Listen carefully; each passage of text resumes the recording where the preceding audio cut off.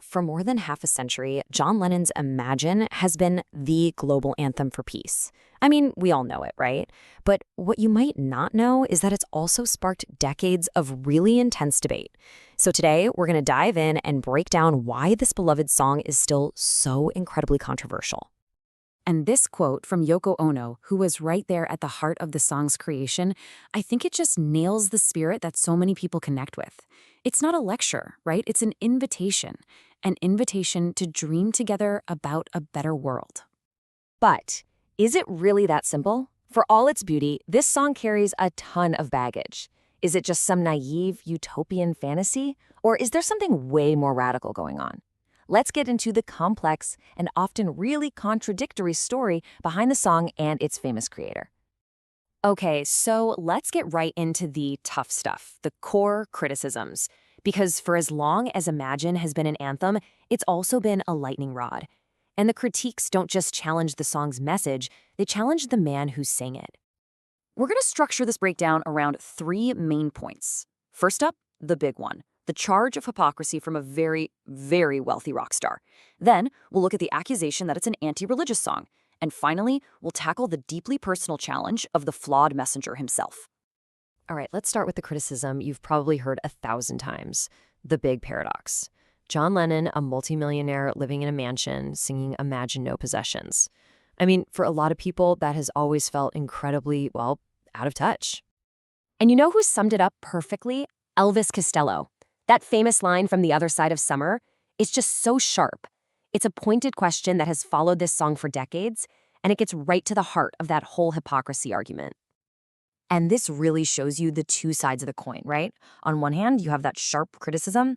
I mean, it's pretty easy to imagine having no possessions when you've already got everything, right? But the defense from fans, and even from Lennon himself, really hangs on this one subtle point. It's not a command.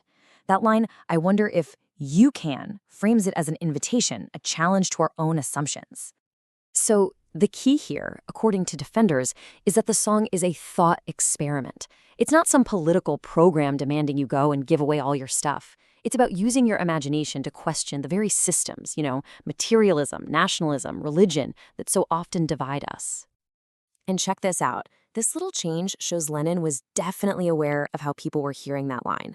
In some live shows, he actually changed the lyric to "I wonder if we can." Shifting from you to we is a big deal.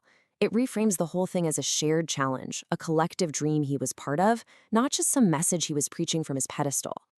Okay, let's move on to the next major controversy. And this one's a doozy.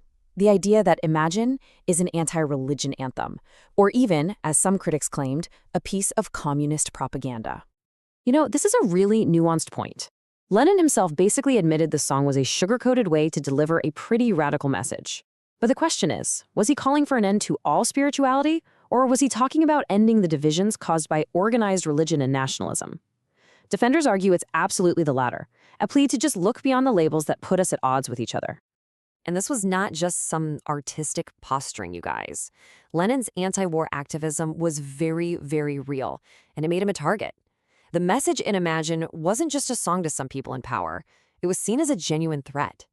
And the cause and effect here is just stark. The Nixon administration was terrified of Lennon's influence on young voters, especially during the Vietnam War. So they launched this multi-year campaign to try and deport him. The FBI spied on him, they built up this huge file, and they actively tried to, and this is their word, neutralize his influence. It just goes to show how seriously the establishment took his message. So we've talked a lot about the message, but now we have to turn to the messenger. And this is the most personal and, honestly, for a lot of people, the most difficult critique to deal with. The contradiction between Lennon's public plea for peace and his own private history of violence.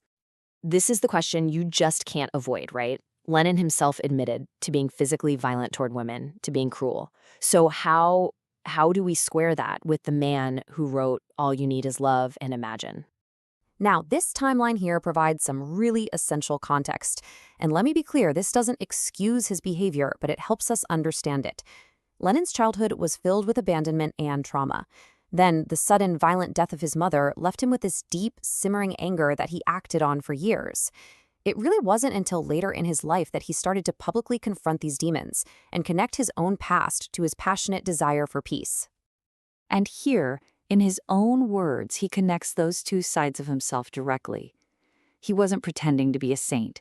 He actually framed his whole campaign for peace as part of his own internal war, a crusade that was literally born from his own failings. And this is exactly why he's still such a compelling and, controversial figure. We are still actively debating his legacy, his flaws, the meaning of his work.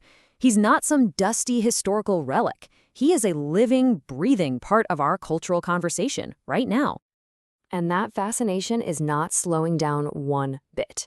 That number you see, 123, that's how many unreleased tracks, demos, and live cuts are on a massive new box set coming out for what would be his 85th birthday in 2025.